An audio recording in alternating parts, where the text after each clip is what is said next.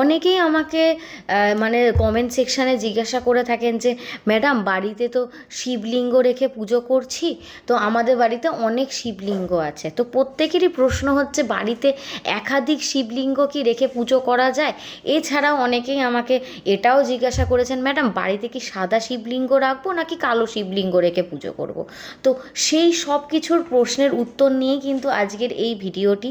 আপনারা কোন শিবলিঙ্গ বাড়িতে পুজো করেন বা কত সাইজের শিবলিঙ্গ কোন দিকে পুজো করলে ভালো ফল মেলে, সেইগুলোই কিন্তু আজকের ভিডিওতে আমি তুলে ধরবো। তো আপনারাও কিন্তু কমেন্ট সেকশানে জয় শিব শম্ভু হর হর মহাদেব এই নামগুলো লিখতে কিন্তু একদমই ভুলবেন না। আর তার সাথে সাথে আপনারা বাড়িতে কোন রঙের শিবলিঙ্গ ব্যবহার করেন সেটাও কিন্তু আমাকে কমেন্টে জানাতে একদমই ভুলবেন না। তো প্রথমেই বলে রাখি যে প্রথম প্রশ্নটা আমার কাছে এসছে সেটা হচ্ছে বাড়িতে কি একাধিক শিবলিঙ্গ পুজো করা যায়। দেখুন, বাড়িতে শিব পুরাণে যেটা বলা হয়েছে বাড়িতে কিন্তু একটাই শিবলিঙ্গ স্থাপন করা উচিত, কারণ শিবলিঙ্গের মধ্যে কিন্তু পৃথিবীর যে শক্তি একটা কিন্তু কেন্দ্রীভূত থাকে, আর সেটাকে কিন্তু সামলানো সবার পক্ষে সম্ভব না। তো এই যে এতটা শক্তি যে কেন্দ্রীভূত হয়ে থাকে, তো এই শক্তিটা আমাদের বাড়ির কিন্তু ভারসাম্য নষ্ট করতে পারে যদি একাধিক পরিমাণে শিবলিঙ্গ আমরা পুজো করে থাকি। তাই জন্যই কিন্তু বলা হয়ে থাকে সর্বদা যে বাড়িতে একটাই শিবলিঙ্গ কিন্তু স্থাপন করা উচিত, কারণ এর থেকে যে শক্তি বা এনার্জিটা সবসময় বেরোতে থাকছে, সেটাকে কিন্তু নিয়ন্ত্রণ করা আমাদের মতো সাধারণ মানুষের কিন্তু একদমই সম্ভব নয়। আর এই জন্যই যে মানে পাথরের বাটিতে বলুন যে জায়গাটায় শিবলিঙ্গ থাকে সেখানে কিন্তু সব সময় বলে রাখা হয়েছে কি অল্প হলেও জল দিয়ে রাখুন, কারণ শিবলিঙ্গের যে এই শক্তিটা সেটাকে মানে ব্যালেন্স করার জন্য এই জলটা কিন্তু খুব বেশিভাবে কাজ করে থাকে। এই জলটাই কিন্তু এই শিবলিঙ্গটাকে কিন্তু মেনটেন করে রাখে, মানে সেই শক্তিটাকে বাইরে কিন্তু সেভাবে ক্ষতি করতে দেয় না। আর বলে রাখি যে বেশি যদি শিবলিঙ্গ বাড়িতে পুজো হয়ে থাকে সেক্ষেত্রে কিন্তু বাড়িতে অনেক রকম অমঙ্গল সৃষ্টি হবে, বাড়ির মানুষের মন সব সময় চঞ্চল থাকবে, বাড়িতে প্রচণ্ড একটা এনার্জেটিক সিচুয়েশনের সৃষ্টি হবে এবং এর জন্য বাড়ির মানুষের মধ্যে বা মানুষের একটা দ্বন্দ্ব সর্বদা লেগে থাকবে। আর্থিক অবস্থার কিন্তু অনেক রকম মানে দুর্বলতা আপনারা নিজেরাই দেখতে পাবেন। এছাড়াও অনেকে আমাকে বলেছেন যে বাড়িতে শিবলিঙ্গ আছে তার পাশে কি মহাদেবের মূর্তি বা ফটো রাখতে পারি। না, একদমই না। বাস্তুশাস্ত্র মতো এমনকি বলা হয় মহাদেবের মূর্তি ধরুন আপনি রেখেছেন, তার পাশে শিবলিঙ্গ স্থাপন করা যাবে না বা শিবলিঙ্গের পাশে কিন্তু মহাদেবের মূর্তি রাখা যাবে না, এক্ষেত্রে অমঙ্গল হয়ে থাকে। এবার বলে রাখি যে দেখুন, শিব পুজোর কিন্তু সেরকম কোনো শক্ত বা মানে কঠিন কোনো পদ্ধতি নেই, কিন্তু মহাদেবকে ঠিকভাবে রাখার জন্যও তো আমাদের কর্তব্য যে আমরা ঠিকভাবে তাকে রাখবো, যাতে মানে তারও তো মন আছে, তো তাকে ঠিক করে রাখার জন্য তিনি যাতে কোনো রকমভাবে রুষ্ট না হয় সেটাও কিন্তু আমাদেরই দেখে রাখার কর্তব্য। এছাড়াও বলা হয় এই ধরনের নিয়মগুলো না মানলে মহাদেব নাকি নিজেই ক্রুদ্ধ হয়ে যান। তবে সত্যি কথা বলা উচিত যে নিষ্ঠাভাবে মন থেকে যদি পুজো করা হয়, আপনারা কিন্তু সবাই যান মহাদেব কিন্তু অল্পতেই সন্তুষ্ট। বাড়িতে কিছু না থাকলেও সামান্য গঙ্গা জল বলুন বা সামান্য একটা বেল পাতাতেই তিনি কিন্তু সন্তুষ্ট হয়ে যান। তাহলে সেটাকে টেকেন ফর গ্রান্টেড নেওয়ার উচিত না। বাড়িতে শিবলিঙ্গ আছে, দিনের পর দিন আমরা পুজো দিচ্ছি না, তিনি জলের মধ্যে নেই, অভুক্ত অবস্থায় রয়েছেন, এগুলো কিন্তু সংসারের ক্ষেত্রে অনেকটাই অমঙ্গল ডেকে আনে। তাই বাড়িতে শিবলিঙ্গ প্রথমে রাখলে কিন্তু তাকে অবশ্যই প্রতিষ্ঠা করা উচিত। প্রতিষ্ঠা করে তাকে সকাল বা সন্ধ্যের মধ্যে, যাদের একদম সময় হয় না, একটা বেলা হলেও তাকে অবশ্যই জল দান করুন বা সপ্তাহে একদিন করে হলেও তাকে পঞ্চামৃত দিয়ে অভিষেক করুন এবং তাকে সঠিক জায়গায়, যে জায়গাটায় তাকে রাখছেন সেই জায়গাটা সর্বদা পরিষ্কার পরিচ্ছন্ন রাখুন।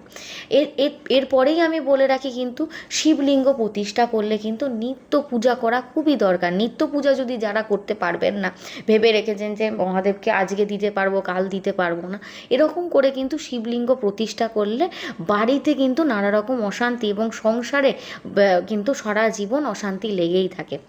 তারপরেই বলে রাখি হচ্ছে মহাদেবকে যে স্থাপন করার যে আমি সাইজ বা উচ্চতা যেটার বাড়িতে রাখা উচিত সেটা কিন্তু 4 থেকে 6 ইঞ্চির মধ্যে।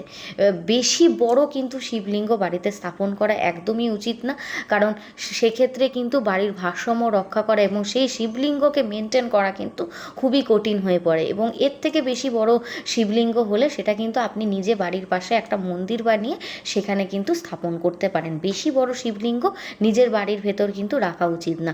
এছাড়াও যে বেদিতে বা যে পুজোর আসনে একটা শিবলিঙ্গ আছে সেই পুজোর আসনে কিন্তু একাধিক শিবলিঙ্গ রাখা উচিত না। এটা শাস্ত্রমতে এবং বাস্তুমতে শিব পুরাণেও কিন্তু ইভেন উল্লেখ রয়েছে যে একাধিক শিবলিঙ্গ একই পূজার বেদিতে কিন্তু রাখা উচিত না। আপনারা পারলে রিসার্চও করে নিতে পারেন।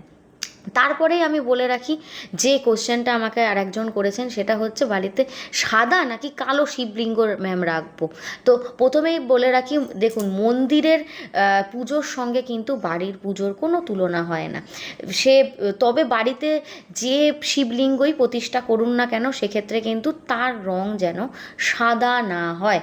বাড়িতে পুজোর জন্য কালো বা পারদের শিবলিঙ্গই কিন্তু রাখা উচিত, কারণ এই কালো বা পারদের শিবলিঙ্গ কিন্তু আমাদের জীবনে সংসার বলুন বা সৌভাগ্য কিন্তু বয়ে আনে। আর সাদা শিবলিঙ্গ বা শ্বেত শিবলিঙ্গ সেটা কিন্তু সন্ন্যাসীদের জন্য উপযুক্ত, তাই জন্য বলা হয় এটা ঘরে রাখা একদমই উচিত না। এছাড়াও বাড়িতে একটার বেশি শিবলিঙ্গ তো যেমন বললাম সেরকমই কিন্তু শিবলিঙ্গ যখন আপনি রাখবেন, কালো শিবলিঙ্গই হোক বা পারদে, সেটা কিন্তু অবশ্যই উত্তর পূর্ব দিকেই কিন্তু রাখবেন, যাতে ঈশান কোণে প্রপারলি থাকে শিবলিঙ্গ। তার সাথে অবশ্যই কিন্তু নন্দীজিকে রাখবেন, শিবের মাথায় অবশ্যই মনসা মাতাকে রাখবেন। এগুলো কিন্তু শিবের অলংকার, আর নন্দী ছাড়া কিন্তু শিব পুজো একদমই অসম্পূর্ণ। তারপরেই বলে রাখি সাদা শিবলিঙ্গ কখনো বাড়িতে রাখা উচিত না।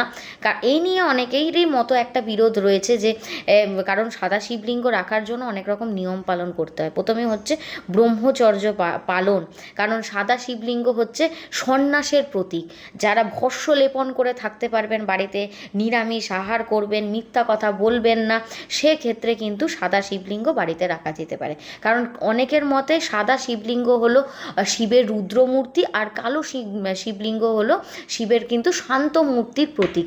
এছাড়াও সাদা শিবলিঙ্গ আমি যেটা বললাম সন্ন্যাসের প্রতীক, আর কালো শিবলিঙ্গ হচ্ছে সংসারে মঙ্গল কামনার যে প্রতীক, সেটা হচ্ছে কালো শিবলিঙ্গ। আর কালো শিবলিঙ্গকে কিন্তু ধর্ম, অর্থ, কর্ম বা কাম, মোক্ষ এগুলোর প্রদানকারী হিসেবেও কিন্তু চিহ্নিত করা হয়ে থাকে। এছাড়াও আমি যে কথাটা বলবো, সাদা লিঙ্গকে না অনেক সময় ভস্য শিবলিঙ্গও বলা হয়। এই শিবলিঙ্গ অনেক ক্ষেত্রে কিন্তু তন্ত্র সাধনার ক্ষেত্রেও ব্যবহার করা হয়ে থাকে। তাই জন্য এই ধরনের শিবলিঙ্গ কিন্তু বাড়িতে রাখা খুব একটা সুবিধার বা নিষিদ্ধ বলেই কিন্তু শাস্ত্রেও উল্লেখ রয়েছে। এছাড়াও অনেকে কিন্তু বাড়িতে স্ফটিক শিবলিঙ্গও রেখে থাকেন। আর বেশি করে যদি বলে থাকি যে শিবলিঙ্গ সবথেকে ভালো রাখা উচিত, সেটা কিন্তু নর্মদা নদীর যে শিবলিঙ্গ হয়ে নর্মদা পাথরের, সেই শিবলিঙ্গ বাড়িতে রাখলে সব থেকে ভালো ফল কিন্তু পাওয়া যায়। এছাড়াও কিন্তু যারা সাদা শিবলিঙ্গ একদমই ঠিক করে নিয়েছেন রাখবেন, তারা কি করতে পারেন, বাড়িতে তো একদমই স্থাপন করতে পারবেন না, তারা বাড়ি থেকে অদূরে একটা নিজের মন্দির বানাতে পারে শিবলিঙ্গের। সেখানে আপনি প্রতিষ্ঠা করে যতটা সম্ভব যে নিয়ম নীতি এগুলো মেনে পুজো করা উচিত সেরমভাবে করুন। অতটা বড় মন্দিরের দরকার নেই, মহাদেব অল্পতেই সন্তুষ্ট।